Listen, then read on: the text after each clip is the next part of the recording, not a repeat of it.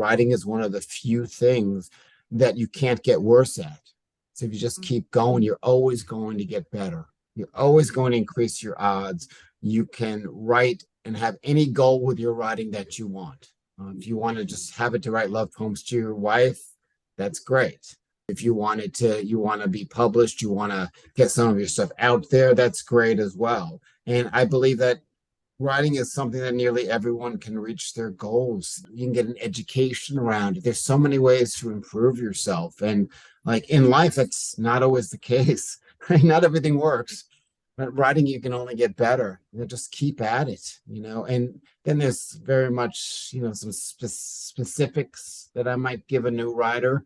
Like sometimes I'll see that, maybe a peer group would be great, a peer review would be great, or maybe certain things like in poetry, like maybe they should look at something here or there. And, there's general and specifics, and just enjoy it. Welcome to Amy Liz Harrison's podcast, Eternally Amy, a mum of eight's journey from jail to joy, a Gen Xer who overcame her struggle with alcohol to become a best-selling author and mental health advocate. She shares stories of hope and offers ideas for others struggling with mental health challenges. One thing is for sure, you'll leave with something to chew on. And now, here's your host, Amy Liz Harrison. Well, greetings, compadres. This is an exciting day for me. So I have a guest on today who I originally met in a writer's circle when I was doing my first memoir, Eternally Expecting. And we met in that space. And I'll tell you, when you're first writing a memoir or a book or any kind of, you just really get that, early to be someday author kind of imposter syndrome that steps in. And so I just really struggled with being kind of amongst these people who they were pretty accomplished. And my guest today definitely falls into that category. And so here's the deal. His name is Timothy Gager, Tim Gager. Which one do you go by more, Tim? It's 50-50. I'm so, yeah, people can call me whatever they want as long as they don't, call me something bad. I love it. Okay. So here's the deal. Tim is a #1 best-selling author. He's published 18 books, fiction, and poetry, which includes his latest novel, Joe the Salamander. But I think that you actually have published something since then, correct or no? Yes. Joe the Salamander is my latest novel, and I did the best of, we can talk about all that stuff. Okay. I did the best of Timothy Gager, came out this year. They both sort of came out within the last year, so can't go wrong. You can't go wrong.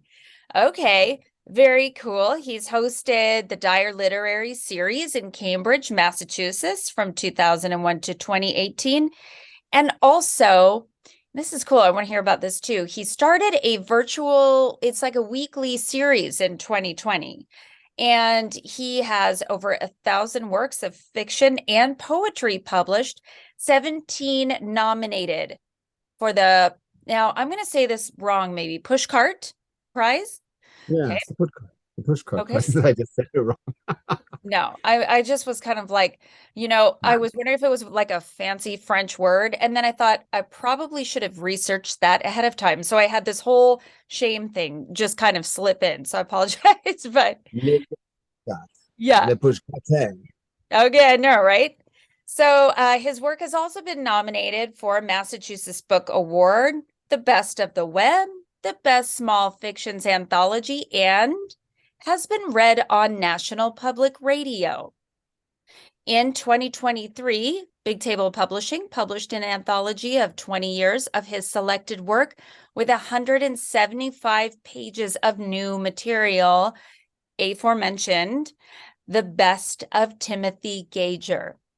So, Timothy was the fiction editor of the Wilderness House Literary Review and the founding co-editor of the Heat City Literary Review.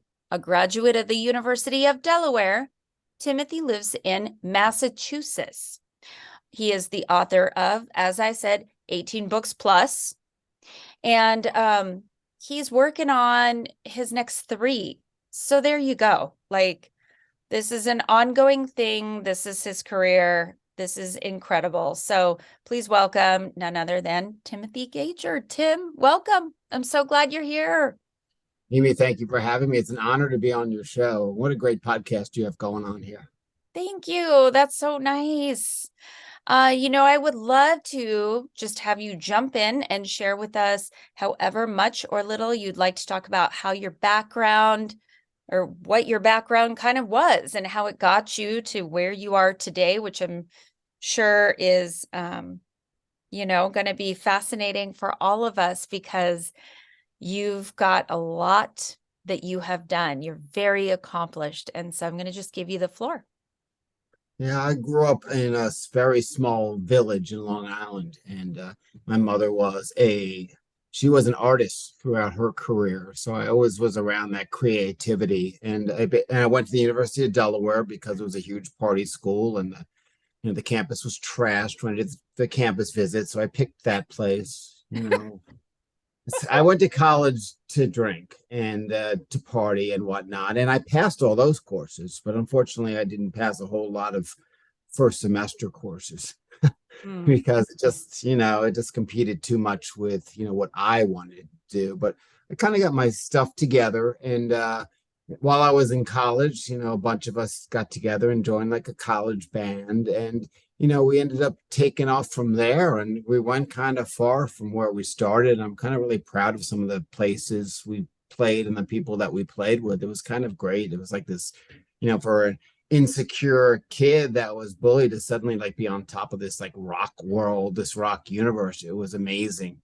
And during all this time, I wrote some songs and some lyrics, but I didn't really like to write. It's just I didn't like to be told I still don't like to be told what to do. But so assignments, I mean, I definitely needed to go to like a Montessori college because like assignments, they're being told what to write and when it was due and how many pages. I didn't know I had attention deficit at the time, and it really felt like it was torture to sit down and write and do homework and all that stuff. And then I don't know, I decided later, all my music stuff, my musical promotion kind of fed into what I do now. And when I was able to write what I wanted to write and write fiction, and that was a huge springboard for me because I was always well read. I mean, my parents always had books all around the house. And I didn't have these fantasies of being a writer. I had fantasies about being a professional athlete and a rock singer. And so the book stuff and the publishing stuff and the writing stuff was kind of a backdoor entrance for me. And it's something that, I got very passionate about very quickly. Love that. When you were in the music scene, I must know, what kind of music were you playing? People defined it as punk, but it was like power pop type of music. Like it was not punk, but but people got all fashioned out for it and spiked their hair and we did too. So it was kind of a blast to do that. And again, my dreams of being a rock musician had almost less to do with music and more to do with like how musicians party. Right. Okay. There you go. I love it. And I love it because, it's part of your story and all of these things add up into, the circuitous route that sometimes we take to get where we are today, and I just want to quickly throw in something I tell my kids who are seniors or going to be seniors in high school is like, it's all going to unfold, but you just pick a starting place, whatever that may be, And so I love that. I love that so much that is all part of your story because the creativity theme is what I hear from you. And so then how then did you get started in, I think I'm going to write this and maybe if I quit drinking, it might go better. I'm putting words in your mouth, so I'll let you talk.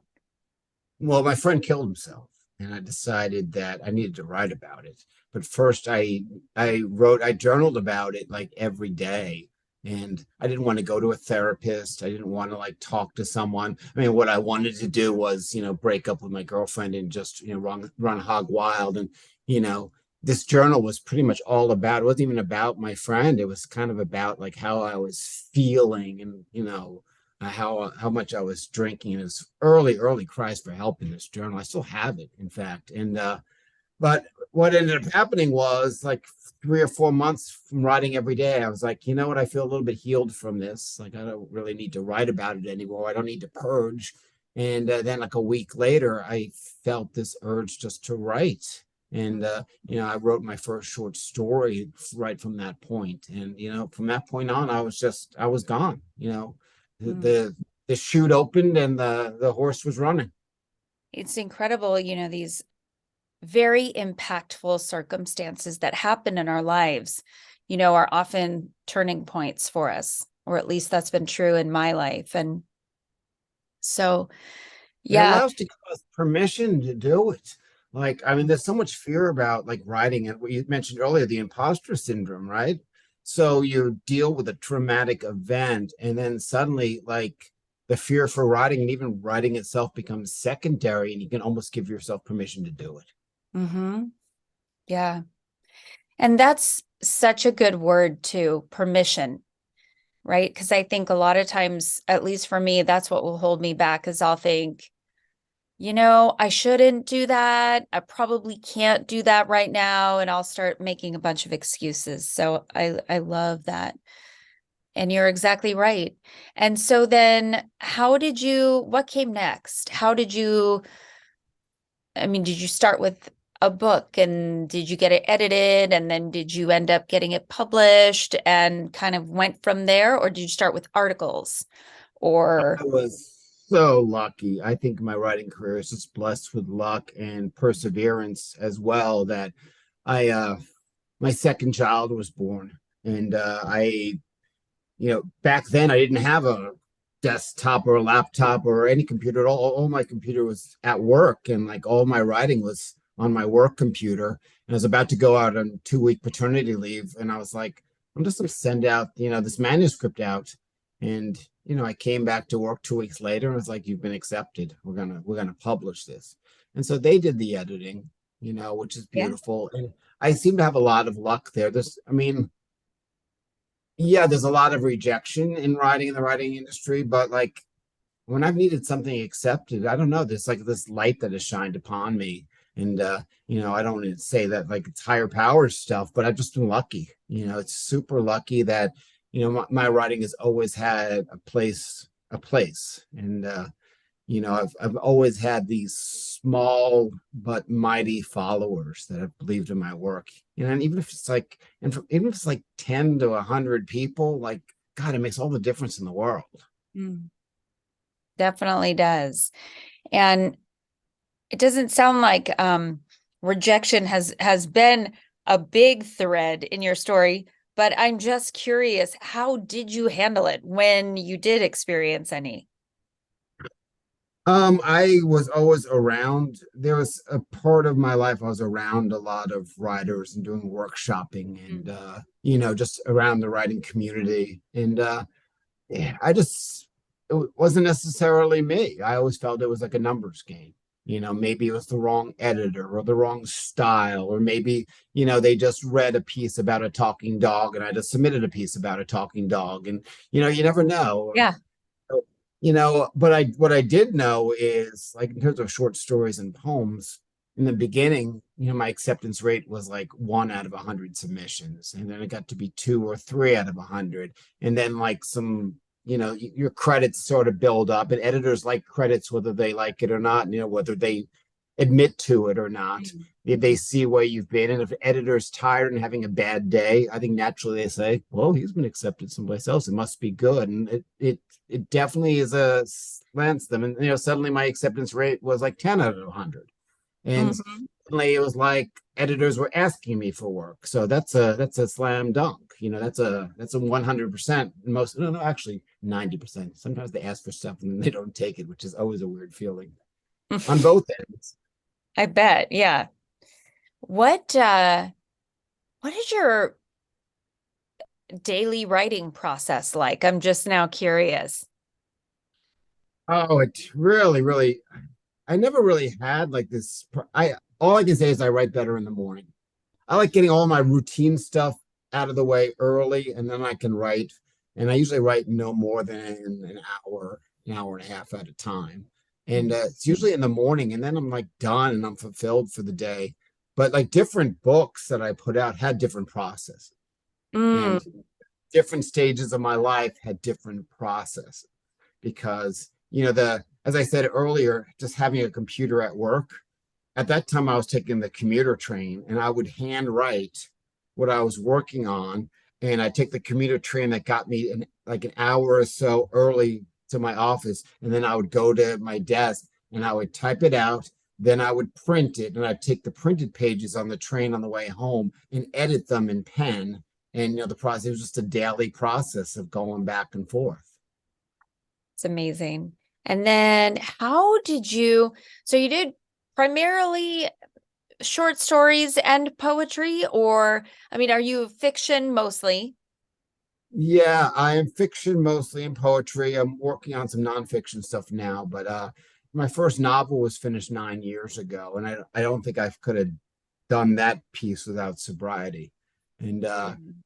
just was it sobriety allowed me not to quit. My process for writing a novel is I had to write, and I still have to write an average of like 500 words a day until the first draft is done. And however that average goes, I track it by the month, and it's like a 90-day process. Mhm. And so if I write 800 words one day on Monday, then on Tuesday I might only have to write 200. As long as I'm hitting that average, I'm hitting 15,000 or so at the end of the month. And I couldn't do that the way I drank and used. I couldn't do that, and it's really, really hard to give a memoir or a novel a little bit of a break, to take a break from it and come back, because you don't feel the same way, or different things have happened in your life, or you've got to reread the whole damn thing again and you don't want to. You don't remember the connections. Yeah, yeah, exactly. So what led you to get sober? My life wasn't going well, and I knew there was something better. I mean, my entire life centered around using and drinking. I didn't know how to do anything else. And I may or may not have done anything else well. I always thought I did that well. I was a very competitive drinker and user, and I wanted to outdrink people. I just wanted to be able to, get to the job the next day and successfully do this and successfully drive home drunk, and like all these little minor successes, which mean really nothing. But as it progressed, I started to have no really good personal relationships. It all just evolved around my mess. And there was a lot of mess. So when I decided to stop drinking, I was just a shell of a human being. And I was miserable and depressed and suicidal. And, it was time. It was just time to put it down. And I knew it. I knew it for a long time. I just was unable to put it down for a long time. So I just suffered. Mm, I took I always figured that whatever consequences occurred, I earned them. mhm. That's what I deserved. I earned those consequences. And if I did something that was my fault, I earned that too. And like the bottom was never low enough. Mm, mhm. Like when if you're a piece of dog shit, you're already on the ground. I have never heard that, but that is true. Yeah, I just came up with that. I love I it. I want a blue banner with like gold letters that say, if you're a piece of dog shit, one dog Right? shit at a time, folks. Well, that's it. That's it. Yeah. And speaking of that, did you get sober through a 12-step program or through other means?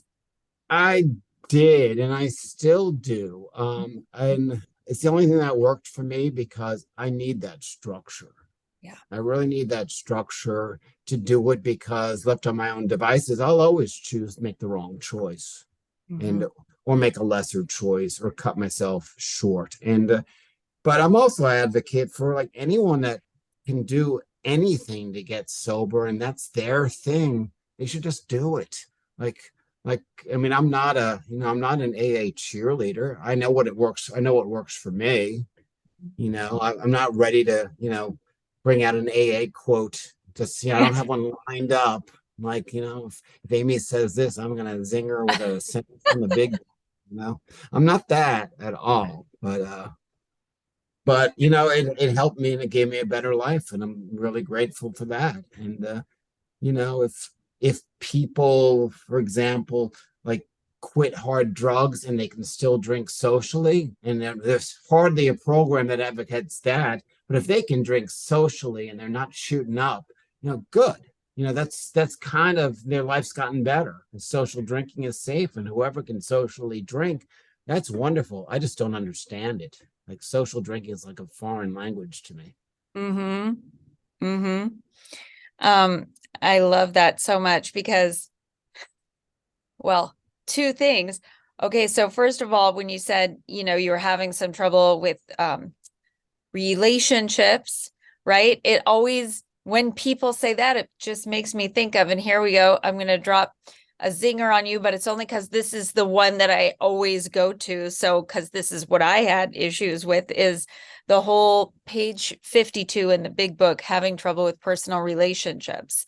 For me, that was the hands down, like, I couldn't remember who I had lied to, what the lie was. Like, it became this whole web of, stuff. And then in the morning, opening the recycling, what did I do last night? I'm playing detective. And so, but then when you said, I had I'm just not like I have a quote lined up of something, you're joking about that.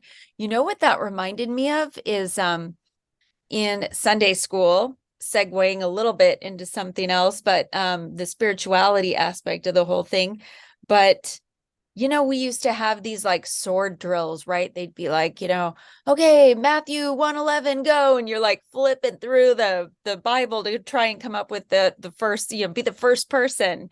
And, to this day, I get I bristle when people will, lead with like, well, I'm going to just drop this scripture verse on you, or, they'll start quoting like from the Bible or something. And I'm just like backing up, physically. So I'm just Yeah, curious to know if you had a churchy background.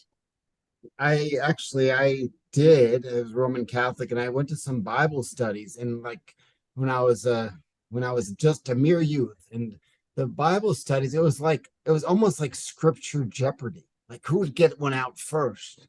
Like John 1:16 for 40, Alex. And it would just be like, and the people they were great at quoting, and they were getting admiration for it, and then they would go home and kick their dogs and stuff. It was like I never quite understood it. Like how can you be, like, for me it was like, well, if you're doing all this work, you should be a good person, right? And I still struggle with that, personally. Like, I've done all this work to get sober. My life should be great, and I shouldn't make any mistakes. Like I did the steps, I shouldn't make any mistakes. And I still have trouble with relationships, Yeah. but I'm not going to drink them. Well, and that's the big difference, right? Is having tools. And yeah, I mean, for me, my big deal with the whole faith thing was that I realize now that I was hoping for connection. That's what I was looking for, was connection with other human beings.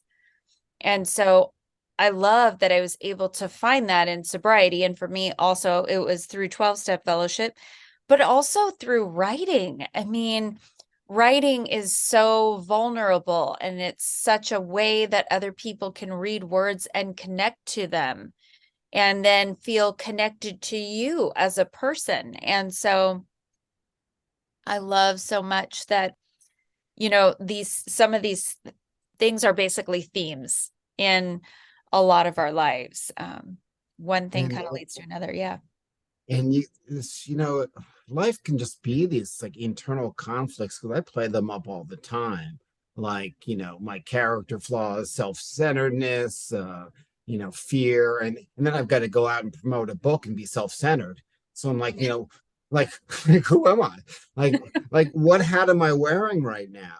And yeah, I mean, it just gets really, really confusing and conflictual to me. And this suggestions that are given to you, and suggestions that are used as a weapon, and like Mm. suggestions that are given to you disingenuously because people are judging you. Like, it's still group dynamics, and you always have to Yes. be careful of group dynamics. And like, I just wanted to get sober. I didn't want to rejoin high school again. Like, who are the popular sober people? Like, who are the who are the jocks in the AA group, and who are the drug dealers?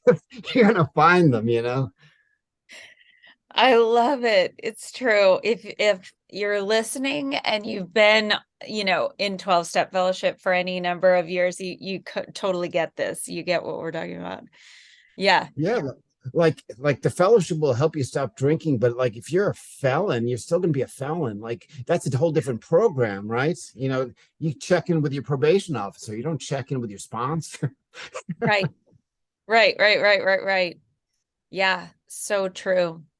And it is interesting. I'm thinking about right now the fourth step, and how I recently saw it was this, essentially, I'm going to call it a spreadsheet, right? Is kind of what it was. But these people are doing this fourth step by a spreadsheet. Well, here's the deal. Like, for me, I'm like all about, do what works for you. Like, I'm down. But I just can't picture, maybe it's just the writer in me. I can't picture not writing it out, pen and paper. I don't know. That's just me, maybe, but Yeah, yeah. there's a lot of like hypocrisy too. Like, people that quote how the program started, which was great. It's a miracle how it started. And the first 100 people sat down on the weekend and did the steps. And a lot of sponsors will come at you like, "Look, we're going to do it the way it was done," and then they have you write your fourth step for a year and a half. It's like no, hold on a second. Like, what's going on here? Like, you don't want the people that are joining the rooms to feel like they're being tricked. Like, Right, you gotta like stick with the facts that, like, like if you don't get sober, you might be dead. The right. facts are, you came here for a reason, because your life wasn't working. You crawled in these rooms. Like, Yeah. let's not get all like bureaucratic about AA. And Right. like, because if we were bureaucratic about AA, like, I'd be on AA probation. Right. Like, the I'd sit at the left hand of the secretary with the dunce hat on sometimes. Right. Yeah, exactly. And so, how did you find a higher power? I mean, I'm assuming at some point you went through some kind of a reorganization of your faith beliefs or something. How did you get through all of that? It was hard in the beginning because I had a tough time continuing to, as I got older, to continue to accept that image of the guy in the sky with a long finger and the Mm, robe. And because that didn't work for me before I even got sober. And it certainly wasn't, I wasn't going to go back and relearn that as my higher power as I got sober. So I sort of ignored that step initially until I could find my own, or even understand it. Like, it was always a pressure to kind of like, well, you need to have a higher power, you need to have a higher power. And I was kind of like, I don't know what that is yet, but I'm not going to feel like a failure for not having one. So yeah. I took my time, and I realized what my higher power is, and it's very personal to me. Like, Mhm. I don't, sometimes you get these topic meetings and like, "Here, today's topic is your higher power." You know what? I don't care what your higher power is. I care what my higher power is, Right. you know? And it's personal to me. And I don't want to steer someone in the wrong direction either. Like if my higher power is meatloaf and gravy, I don't want to teach that to a vegetarian. It's not right for them. Yeah, absolutely. I love it. I've never heard it said like that. That is so great. So, so great. Um, what were your reservations, if any, about talking and sharing about sobriety or themes of any kind of recovery in your writing? Or do you, like, what germinates inside of you originally to when you get the idea for a book or a story? And I guess that's kind of two questions. So recovery, and then how do you come up with story ideas? When I went into recovery, I didn't think I could write, so I didn't write for 6 months. I was scared to, I didn't know if I could do it, and then slowly I did it, and slowly I was successful in getting more success, and my thoughts were clearer, and my process was clearer. Like my first novel, which I started before I got sober and finished after I got sober, was a hellish mess before I got sober. So it became one of the themes for that book kind of became like randomness in the ether to togetherness and to tightening up things. And that sort of happened naturally because the Love it. first part of that book is just was randomly written. I don't mind bringing sobriety and recovery into writing because I can take it both ways. Like my characters can be successful or they can be failures at it and never get sober. My characters can have beliefs. My characters can relapse. My characters can be amazing people. In my last novel, Joe the Salamander, one of the main characters, Laura, the nurse, is one of the strongest characters in the book. And, when she got involved in a bad relationship, in a bad marriage, I mean, one of the metaphors was like he walked over to her and ripped the cross necklace from her neck and like threw it down the garbage disposal. And she never bought another necklace until she got healed, until she could heal herself. And and Laura also, like the end of that book ends up in recovery, but like it's not a recovery book. It's like one chapter. I just throw in like Laura was sitting with her sponsor and this came on the CNN news and it was about another character in the book. And it's not like I didn't want to make it a recovery book. Just like in that same book, Joe the Salamander, there is Joe's parents are lost at 9/11, but it's not a 9/11 book.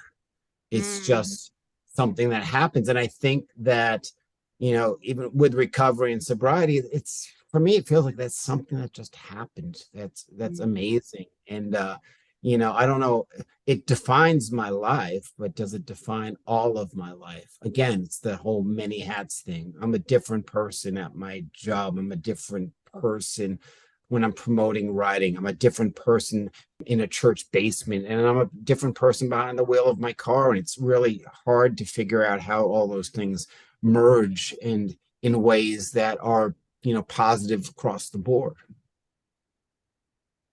I am so thankful and blown away that you said that, because one of the things that I heard all my life growing up in church was, you want to be the same person consistently in all situations, and who you present at church is going to be who you present in the world, and blah, blah, blah. And I never felt like I fit in with that. And I internalized that. And I just thought, oh my God, there's something wrong with me. This is terrible, And now I see so many strengths in it. In the fact that I can be, I do walk into a room for sure, and I sort of take the temperature. I sort of try to read the room, see what's going on, because I don't want to walk in and fire hose people with some aspect about my book that they're not ready to hear, or they don't want to hear. They're not interested in. And so I always I show up differently. And I think that that's so important, to show up differently in different circumstances. And I've never heard anybody say it like that. It's true. It's almost cycling back to that word, permission that you used earlier. Permission to be your full self, and that whatever aspect of yourself, needs to rise up for whatever's going on, that you have that ability to switch gears and do that, I think is phenomenal. Well, it's Love it. exactly what you were saying about, spirituality, and you have to be the same way outside of, that location. And for me, that taught me the world is a black and white place. And if I wasn't on top of my game out in the real world, I felt like I had failed. And when I started drinking and made that choice to drink heavily, I actually cognitively rejected God. I said, okay, I'm on the dark side now. And there was no gray area. And I think in my sobriety, I learned a lot about being in the middle and that there's a lot of gray area and, progress versus perfection. Like I will never be a perfect human being. I'm well aware of that. And growing up depressed and probably growing up with a lot of undiagnosed mental illness, which is now diagnosed today, everybody, but undiagnosed stuff like, yeah, I took it very, very hard and I internalized it all. And like, again, no consequence. I'd already chosen the dark side. Like, how much darker can it get? Mm-hmm. Yeah. The thing about it is that I love so much that you shared, though. It's like growing up depressed, right? And then you have these life things unfold, right? And those end up sometimes being, at least for me, the things that will spur an idea for something to write about. And then I love that you were talking about, now correct me if I didn't understand this correctly, but like sort of like, well, I didn't intend for the book to be that way, or I didn't really want to follow that story. And I have so been there. It's like the whole unfolding of something is not what I intended. And yet at the same time, it ends up better than what I had originally planned. And it's kind of like the universe just kind of has a whole different idea, but I got to just like sort of follow the rabbit, down the trail and see where it goes. And sometimes I don't always love where it's going, but I love that you mentioned that. And I was just curious to know, do you always have a full-on outline for your books and here's the whole thing, or are you willing to, sounds like divert course? I'd say the first 1/4 to half of the rough draft, I have a very, very loose outline. I'm introducing characters and their connections and where I want them to go. I generally know. And from that point on, it's not a tight outline because I can never figure out the ending until I'm at the end. Right. But I do have an outline. Otherwise, I learned very early. There's a lot of book failures that I started that if I don't control the arc of my book, it's gonna be over. It's gonna be over too soon. And then suddenly I've got this, what I thought was a novel that's 25,000 words. And when you need to put in another 25 to 50,000 words as filler, it just doesn't work. You almost need to write broadly. I need to write broadly and then cut it back. And maybe not get to some of the stuff that I originally said. And that's a challenge for me. And I've begun another novel and it's a challenge because I haven't quite figured out which character is going to be the reluctant hero and which character is going to be the villain, and how the politician is going to get involved in this whole story, because it involves a mass shooter. And I need to figure that piece out and make it not just a public service announcement. It needs to actually read like literature. And I guess that's, for me, that's what being a writer is. Yep, absolutely. I love too, because I don't write a lot of fiction.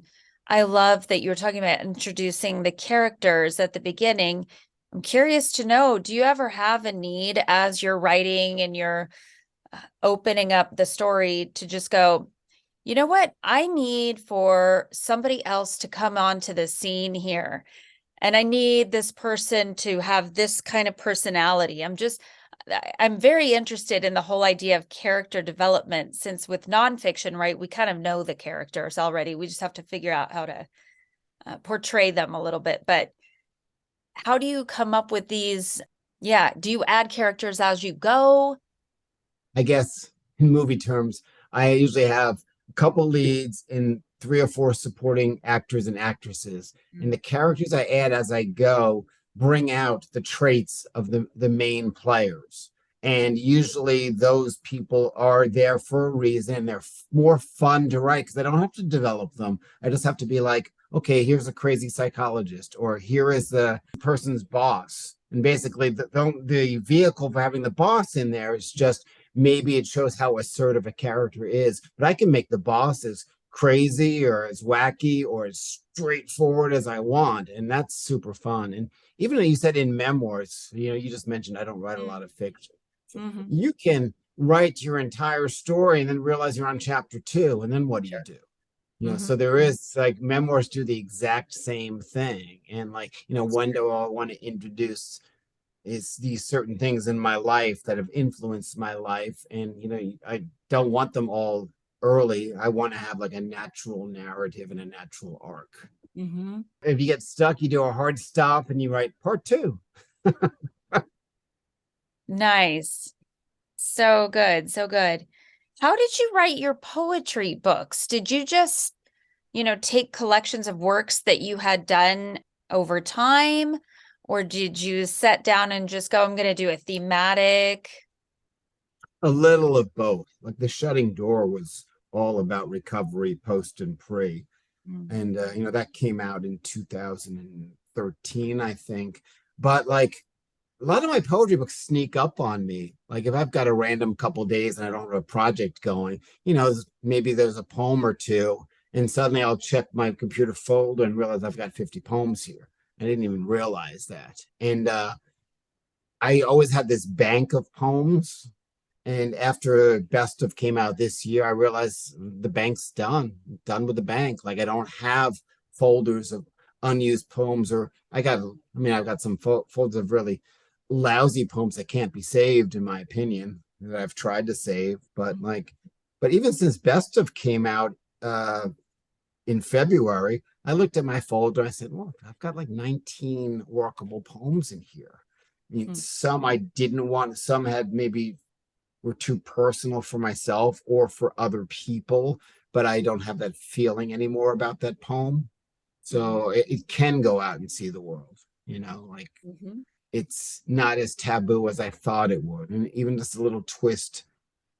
I mean, for poetry, I can get really non-subjective. It's kind of like if you're giving a lecture and you think everyone knows what you're talking about, but they don't because they're new to it. And like, so some of the subject matters of my poem, I think everyone knows what I'm talking about, and they're going to be like, oh no, he's saying something bad about his neighbor. And oh no, what happens if his postman's a pedophile and he reads it? But no, it's not that way at all, because sometimes it's just veiled truths. And sometimes even a twist of a sentence gives the poem an entirely new meaning. And I'll even look back at older stuff and be like, it's about. It can be about anything I want it to be now, because I don't know what it's about. Right. Yeah. I mean, it's sort of like, it's art that way too, that it can mean different things to different people at different times, and that's okay. It's part of the goal. I mean, I try really hard to make my poems understood and relatable, so people can read them and be like, okay, I get it. I get what he's talking about. And in general, that works for me. And there's a whole school, and I think a lot of the beat poets did it too. It became like a poetry Sudoku. Everyone has to fit, and like, is that number 9 there? And is this, and it was kind of like, that kind of turned me off to poetry in college. When you sat in a lecture hall and 30 different students had 30 different things to say about the poem, and like none of them were right. Like, there's a group that just analyzed it sentence by sentence, and you can make that novel into nearly anything you wanted it to be. But the trick was, what did Joyce want it to be, and why was it not clear? Which brings up, strangely enough, like Hotel California by the Eagles. Many times they've been asked, what is the meaning? What is the meaning? And it seems like this big secretive kind of Dead Poets Society type, like we're never going to reveal it. And it's so interesting that they just kind of are hanging on to like, well, we know it and we want to know what it means to you. And so, cause yeah, we want to know what it means to them. So it's an interesting concept. Yeah, and that really happens a lot. It really happens a lot, almost more in music, because I think like musical lyrics don't have to be specific. They can be repetitive, they can be non-poetic, they can, Taylor Smith can reveal all of her boyfriends, which is kind of cool, I thought. I'm a big Taylor Swift fan. I think she's amazingly talented and can sing across a lot of different genres. But like, I don't necessarily like, for me, it's chords and melody where that's important. I stopped trying to figure out what singers are singing about. Mm. Mm-hmm. It's incredible. Everybody's got so many different theories on those things, Well, it's definitely about this. No, it's definitely about that, So, and what's interesting is you could sort of see, when people start talking about that, you can kind of see, yeah, no, I could buy that, and I could also buy that. So, yeah, it's an interesting thing. What would you say you would tell a brand new author? What are some of your best advice for new authors? Stick with it. You're not an imposter. I mean, I think that's no matter what level you're at, you're not an imposter because you're at that level. And I also feel that writing is one of the few things that you can't get worse at. So if you just keep going, you're always going to get better. You're always going to increase your odds. You can write and have any goal with your writing that you want. If you want to just have it to write love poems to your wife, that's great. If you want to be published, you want to get some of your stuff out there, that's great as well. And I believe that writing is something that nearly everyone can reach their goals. You can get an education around it. There's so many ways to improve yourself. And like in life, that's not always the case. Right? Not everything works. But writing, you can only get better. Just keep at it, And then there's very much, some specifics that I might give a new writer.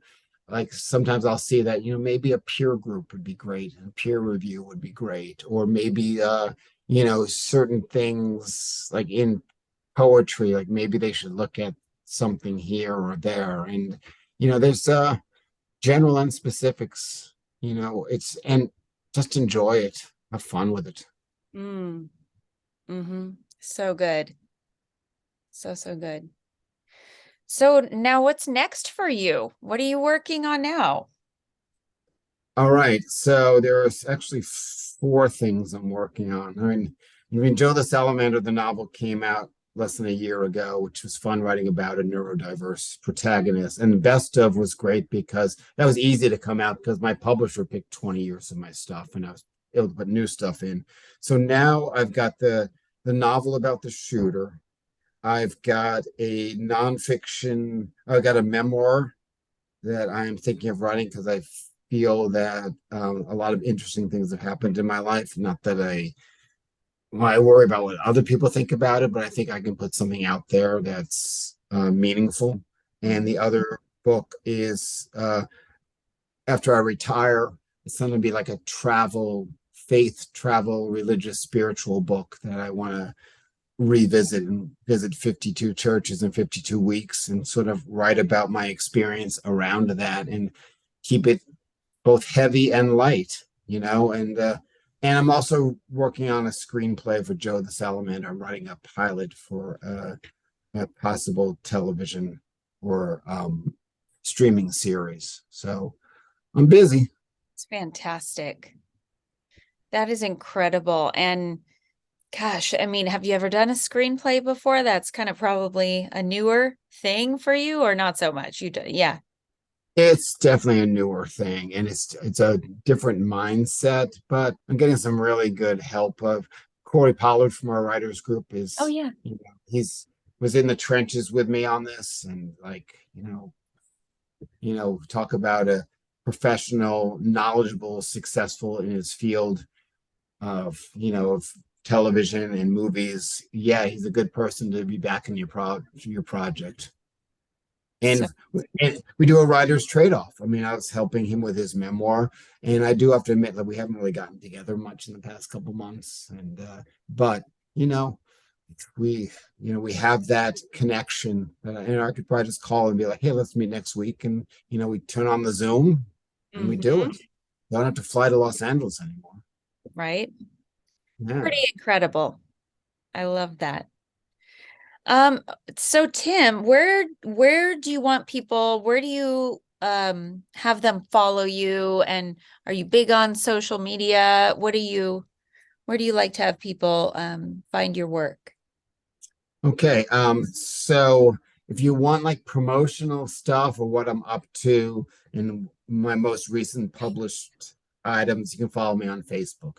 Okay. If you want to know more personal stuff behind the stories, you can follow my blog. If you want to see me like yelling at political parties that I don't like, you can follow me on Twitter. I love that. So there we're back to the different sides, right? The different parts that make up a whole. I love it so much.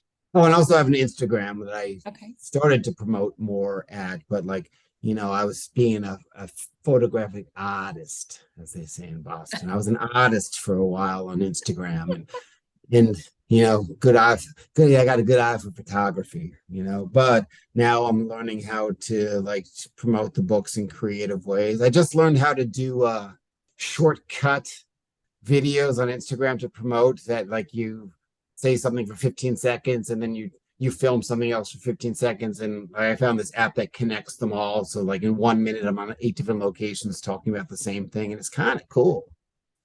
I'll have to get that for me. That's amazing. That sounds Oh, great. it's so much fun. Love it. Yeah, I'm not so great. The whole like social media thing and all of that. I'm not so great with the technical sides of it. So yeah, I'm always like, I don't know how people bust this stuff out really quick. I like to think of ideas, but executing them is a different thing. And there's so many, like if you're willing to pay, or maybe not even necessarily pay or connect, there are so many people up there that can help you. Like if you want an audiobook, you might be able to do it yourself. You might be able to get someone to do it for you completely. You might get someone to coach you. You might get someone that just wants to hang out with you and do it with you, as long as they get to do the narration. So there's so many different things and ways to promote now, and so many different ways to do things. And our writers group that we were in together years back, it still exists. And there's, and all these people are now, they were all novices or newbies, and now they're all experts. It's really, really cool. So fantastic. That's wonderful. I mean, I love being a part of other people's successes and seeing them, blossom. I mean, it's so inspiring. And that is the word that I would use for you, Tim, is I think you're an extremely inspiring person. You've done so much with your writing, and I know for countless others, you have written things that have pierced them. And I have a friend who loved Joe the Salamander, just loved it. She has an autistic son, and she just really identified with it.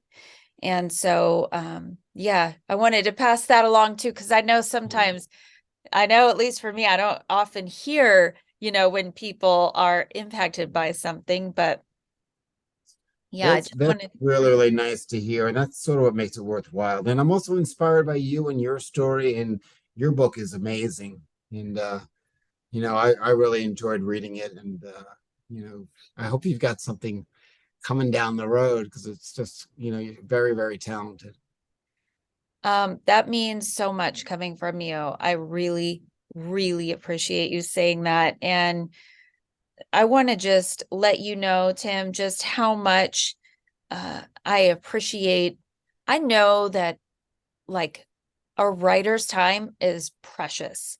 So I want to let you know how much I appreciate you coming on and sharing everything that you shared today, because I'm doing a memoir class now too on Thursdays, I'm just helping, with my own experience. There's no expertise happening, but just sharing some of the feelings and the thoughts and the processes that I went through with some people. And for them, hearing you share is going to be huge. I mean, it's going to be incredible for them, and it is for me.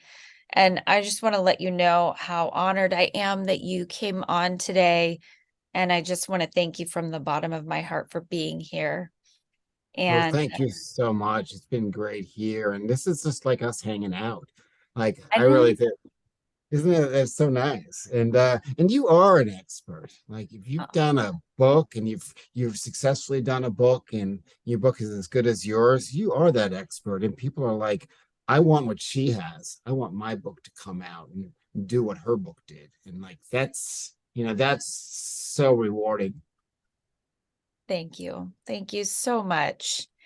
And for those of you who are listening, go follow Tim Gager and, get his books. He is, you have always struck me. I'm going to just wrap it up by saying this as one of those people who has one of those real phenomenal, like mysterious gifts. Like, I just want to know more, I just want to keep digging. And, I know that is something that comes through so so beautifully in the way that you interact with people. I know that I kind of went down, this is a little bit of a weird admittance, I kind of went down a little rabbit trails watching a couple YouTube things with you on, and I really enjoyed the impact that you have on people, because I think, back to that human connection thing, it's like that's what it's about, is connecting with other people and giving light to others who are in dark spaces. And so Yeah. thank you I'm so so I'm much. so happy that this originally we were going to talk about like mental health and things like that, and like I was ready to get all dark about my own personal story. This is so enlightening. This is the rainbow connection we're having. Yeah, You know, so true. so many stories about rainbows. Such a good, you know what? Such a good movie. Watched it all the time when I was a little kid. So good. So good. It's a Willie Nelson song. Right. That's right. I forgot he sang it. Just, I don't know. Like, But he forgot. was singing. But he was singing LSD Trails. I mean, that was his rainbow connection. So it lost a little bit of meaning.